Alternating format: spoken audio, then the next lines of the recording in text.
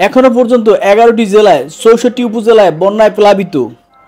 পানিবন্দী পরিবারের সংখ্যা এ পর্যন্ত 10,09,502 জন।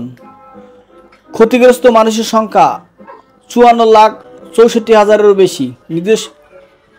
বন্যা থেকে নিরাপদ স্থানের প্রাকৃতিক দুর্যোগে 1,83,00,000 মানুষ ক্ষতিগ্রস্ত হয়েছে। এসব দুর্যোগের মধ্যে ছিল ঘূর্ণিঝড় ও বন্যা সবচেয়ে বেশি। আরেকটি প্রতিবেদনে জাতিসংঘের শিশু তহবিল ইউনিসেফ বলেছে, এবারের বন্যায় প্রায় 20 লাখের বেশি শিশু ঝুঁকির মধ্যে আছে। এই শিশুদের বড় অংশ এখনও অভিভাবকদের সঙ্গে আশ্রয় কেন্দ্রে উচ্চ জায়গায় অবস্থান করছে। বিগত 34 বছরে বাংলাদেশের পূর্বাঞ্চল এটি সবচেয়ে বড় বন্যা। পর্যন্ত সব দুর্যোগ মিলিয়ে আক্রান্ত শিশুর সংখ্যা প্রায় 50 লাখ। ইউনিসেফ এছাড়া দুর্যোগ নিয়ে কাজ করা সংস্থাগুলোর জোট ইন্টার কোঅর্ডিনেশন গ্রুপ বাংলাদেশের বন্যা নিয়ে যৌথ প্রতিবেদন তৈরি করেছে।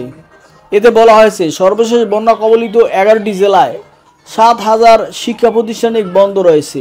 এসব প্রতিষ্ঠান খাওয়া পানির উৎস এবং পানি ব্যবস্থা নিষ্কাশন ও পাঠদান কর্মসূচি করা হয়েছে। বেশিরভাগ স্কুলের বিদ্যুৎ সংযোগ ও বিচ্ছিন্ন হয়েছে।